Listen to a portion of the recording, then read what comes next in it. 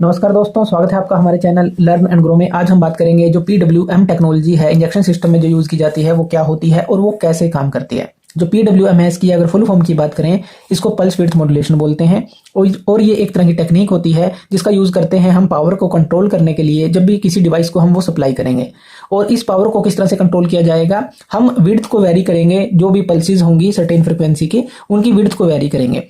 चलिए इसको एक सिंपल से एग्जांपल से समझते हैं। मान लीजिए एक बल्ब है आपके पास, आप उसको ऑन करते हैं और ऑफ करते हैं, तो कितने समय के लिए ऑन रखना है उस हिसाब से ही ये PWM टेक्नोलॉजी यूज करती है। कितने समय के लिए ऑफ रखना है, यानी कि ड्यूरेशन क्या है, कितनी देर हमें ऑन रखना है, कितनी देर ऑफ रखना है, उस चीज को ये कंट्रोल करती है। चलिए एक फिगर से हम इसको समझते हैं। ये हमने PWM टेक्नोलॉजी को समझने के लिए एक फिगर बनाई है। यहाँ पर ये जो PWM टेक्निक का यूज किया जाता है, ये स्केयर वेव की फॉर्म का यूज करती है, जैसे हमने यहाँ पर दिखाई है। नीचे हमने ऑफ दिखाया है, ऊपर ऑन दिखाया है। अगर पहली फिगर में देखें तो यहाँ पर इस तरह से ये लगभग 25% जो है ऑन रहेगा, यानी कि एक तरह से अगर हम देखें यहाँ पर ये जो है इसकी ड्यूटी दिखाई गई है कि कितने समय तक ऑन इसको रखेगा। और ये 75 के लिए ऑफ है, इसी तरह से 25 के लिए ऑन, 75 के लिए ऑफ, यानी कि ये 25% की ड्यूटी साइकिल है एक तरह से। कि ये जो है पूरी अगर 100 में से देखें 25% जो है लगभग ऑन, हमें इतने समय के लिए ये ऑन रहेगी। कोई भी चीज उसको ये ऑन रखेगी और बाकी समय के लिए ऑफ रखेगी।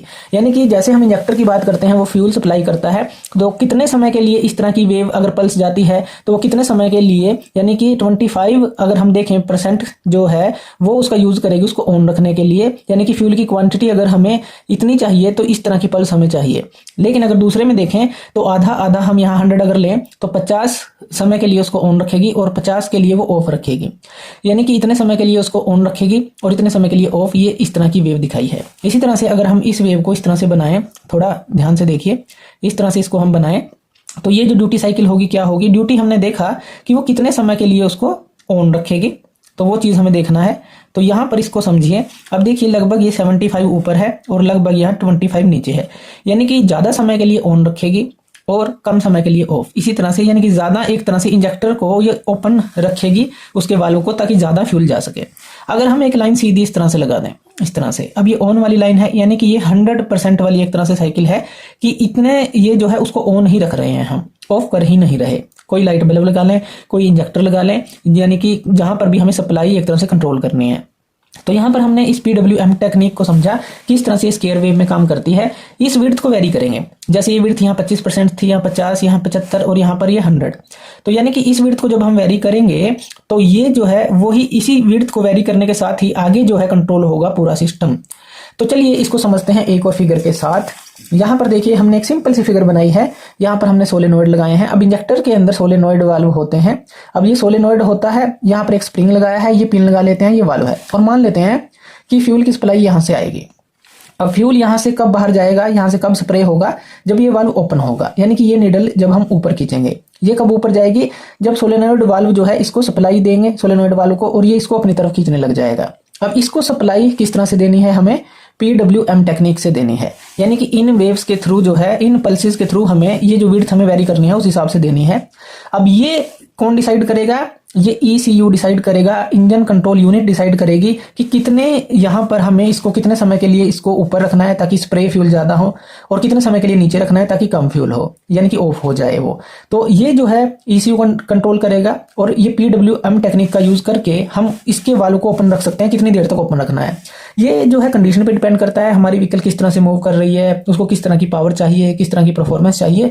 तो ये सारे जो सेंसर हमने पढ़े थे वो जो है डाटा ECU को देते हैं। ECU जो है इस तरह से पल्स विड्थ मॉड्यूलेशन टेक्निक का यूज करके इस वाल्व को ऑन ऑफ करता रहता है। ये हमने समझा कि कितने ड्यूरेशन के लिए ये इसको काम करना है ऑन और ऑफ करने का।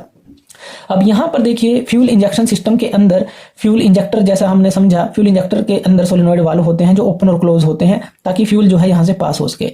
अब ये जो PWM सिग्नल होता है, ये जो इंजन कंट्रोल जो यूनिट है ये जनरेट करता है एक PWM सिग्नल, और ये होता है स्केयर वेव में स्पेसिफिक फ्रिक्वेंसी के साथ और ड्यूटी साइकिल के साथ कि कितने ड्यूरेशन के लिए हमें इसको ऑन करना है।